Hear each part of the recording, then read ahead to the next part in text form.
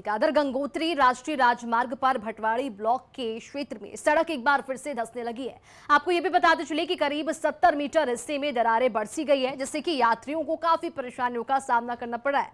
फिलहाल केवल छोटे वाहन ही किसी तरह यहां से निकल पाते हैं। साल 2025 की आपदा की बात करें तो उस दौरान भी इसी तरह की तस्वीरें देखने को मिली थी। हालांकि उस समय मरम्मत किया गया था, जिसके बाद बीआरओ ने पुनर्निर्माण कराया था।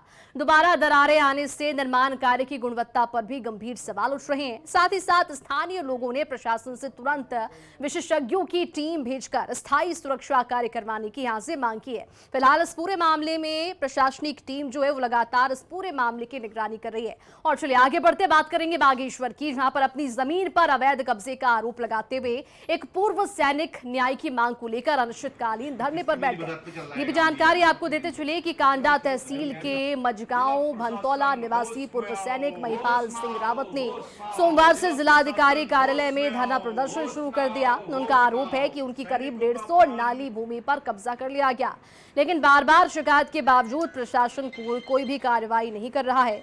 धरने को संघर्ष वाहिनी के पदाधिकारियों ने भी समर्थन दिया है। साथ ही साथ ये भी जानकारी आपको दे दें कि पूर्व सैनिक ने चेतावनी दी है कि यदि जल्द समस्या का समाधान नहीं हुआ तो वे आमरण अनशन पर बैठ जाएंगे। देश की सेवा करके यहाँ पर सैनिक वापस आए अपने घर में, वो अपनी भूमि के लिए जो वहाँ पर के भूमाफिया है इनके क्षेत्र में, उनसे अपनी जमीन को वापस दिलाने के लिए लगातार कांडा तहसील, कांडा उप जिलाधिकारी से लेके माननीय जिलाधिकारी बागेश्वर तक को भी इनके द्वारा अपना शिकायत पत्र यहाँ पर दिया था।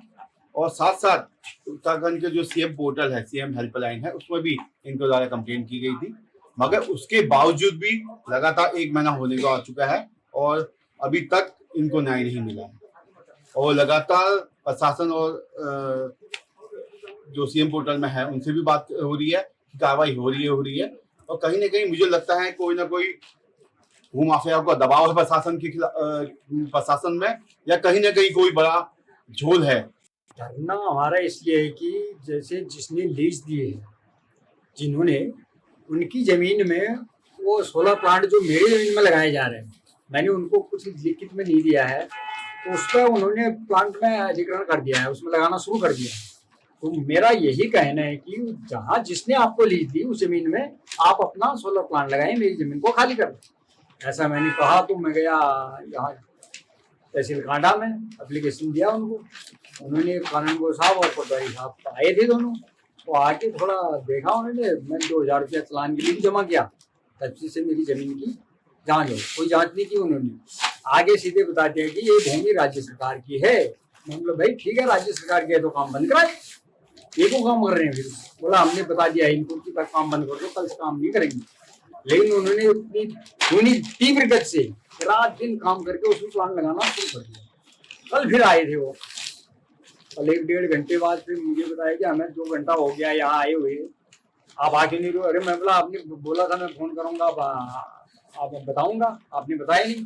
रुको आप, मैं जा रहा हूँ। बोल रहे थे रुको, ऐसे कैसे जाओगे भाई, क्या लिख के दिया आपने, मुझे भी लिख के दो। बोला हमने बता दिया उसको कि भाई काम इसमें रोको, ये भूमि राज्य सरकार की। ये तो पहले भी बताया था मैं, बोला आपने काम तो मुका नहीं। अभी भी देखो खच्चर काम कर रहे थे, वो कर रहे हैं अभी भी, लोग वहाँ काम में लगे हैं।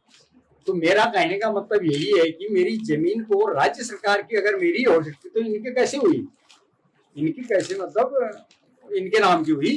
जमीन तो एक ही है, खाता एक ही है सबका।